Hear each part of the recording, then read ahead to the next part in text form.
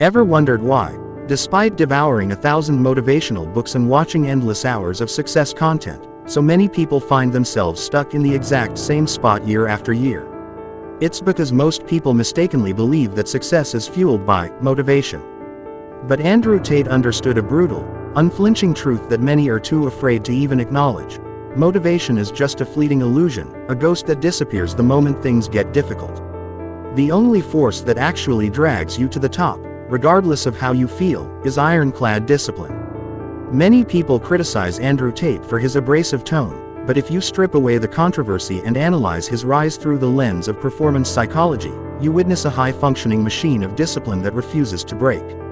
In this video, I'm going to reveal how Andrew Tate, even in the most grueling circumstances of his life, mastered the art of sacrificing his feelings at the altar of his goals. If you are ready to silence that weak, excuse-making voice in your head, stay with me until the very last second, because Andrew Tate's mindset is the ultimate blueprint for building a mind that no obstacle can shatter. Let's expose the first enemy, the comfort trap. Andrew Tate has always preached that you should never seek comfort, you should intentionally seek difficulty.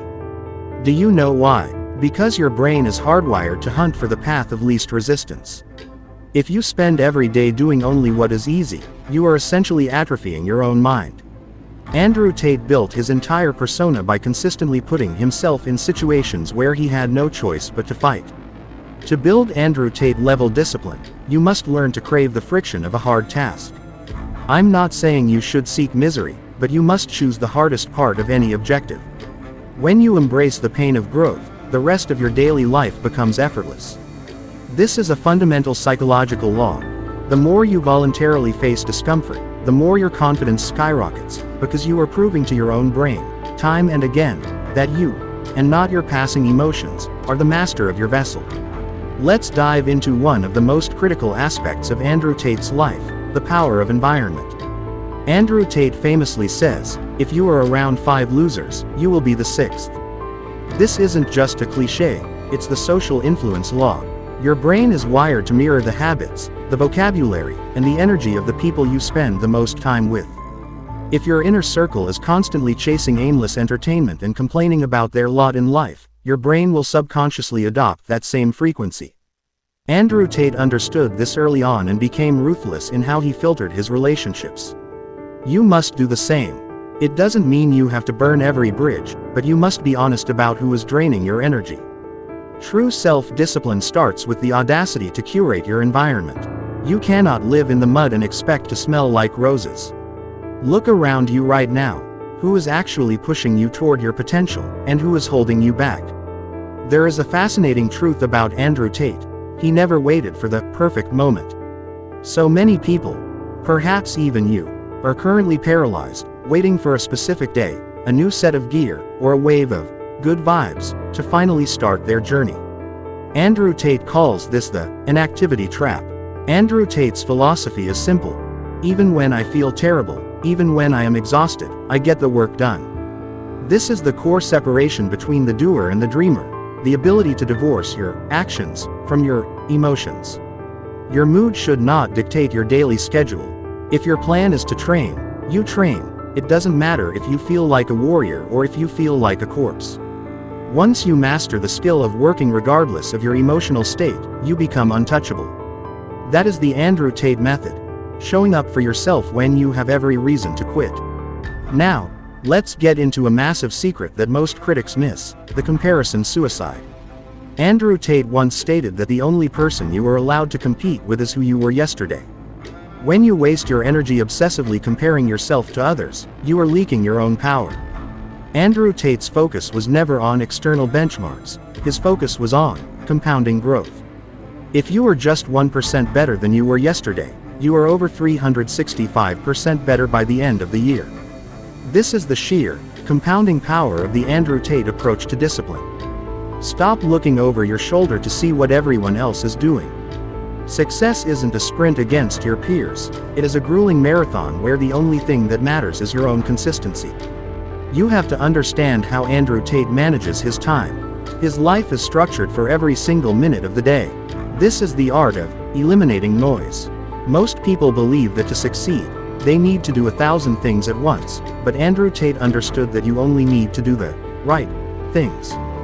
He often points out that the majority of what people call work is just glorified procrastination. Andrew Tate approaches his life with the mindset that time is the only asset more valuable than money. You need to do the same.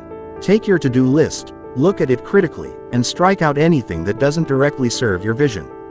If it isn't moving the needle, it is a waste of time. This is the discipline of the mind, the strength to say no to good things so you can finally reach for the great things. Andrew Tate constantly emphasizes confidence through competence. He argues that real self-belief doesn't come from positive affirmations or empty speech, it comes from tangible action. When you stand in front of the mirror and you know, with absolute certainty, that you kept every single promise you made to yourself, you unlock a different level of internal power. Andrew Tate reached this level by being the harshest coach to himself. You must learn to be honest with your own reflection. When you say you are going to wake up at 5 a.m., you wake up. Every time you break a promise to yourself, you are eroding your own foundations. Stop doing that. Start treating your smallest promises to yourself as if they were a sacred contract. Let's touch upon the shadow side, the fear of failure. Most people treat failure like a death sentence. Andrew Tate flips this entirely. He views failure as the ultimate teacher. Every time Andrew Tate hit a setback, he didn't wallow in the drama. He sat down, dissected the data, and optimized for the next attempt. You must develop this failure analysis technique. Instead of self-pity, ask yourself, how can I make the next iteration better? This champion's mindset is exactly what catapulted Andrew Tate to his position. Success is just a collection of failures that you learned from, analyzed, and corrected. If you are terrified of making a mistake, you have effectively opted out of the game of success entirely. Consider the power of monastic focus that Andrew Tate advocates for. In a world specifically designed to fracture your attention, the ability to focus is a superpower. You are likely hemorrhaging hours every day into social media algorithms, while you could be building an empire. Andrew Tate is notoriously protective over his mental inputs. If you feed your brain garbage, useless news, mindless entertainment, or toxic drama, you will produce garbage results. Limit your mental diet. Protect your focus as if your life depends on it, because, in a way, it does. This is behavioral discipline, shielding your greatest asset, your mind, from the constant bombardment of the modern world. Ultimately, Andrew Tate teaches that success is not a final destination, it is a perpetual way of life. He is constantly refining, constantly building, and constantly testing his limits. Do not make the mistake of thinking you will ever be done. Growth is a lifelong mission. Andrew Tate bore the weight of these struggles because he knew the prize was his own freedom. You must realize that life is an arena and you are your own primary combatant. If you lack discipline, the world will grind you down. If Andrew Tate could turn himself from an ordinary guy into a symbol of modern success, you have no excuse. You have the capacity, the potential, and the time. It all boils down to whether you are willing to become the toughest coach you've ever had. Make your choice right now. Make a promise to yourself that you are finally going to take the wheel. You don't need an audience, and you don't need praise, you only need to change your internal standard. Andrew Tate started exactly where you are, with nothing but his resolve. He never looked for shortcuts, and he certainly never asked for pity. He simply committed to the fight. So, how long are you going to wait for a miracle? The miracle is the decision you make in this very moment. Stand up, move, and commit to the grind with the intensity of someone who knows exactly who they want to be. The world doesn't care how hard you work, but you do. And that inner knowing is enough to change everything tomorrow. Go and transform into the version of yourself you've always known you could be. You were made for this. The clock is ticking. Don't waste another second.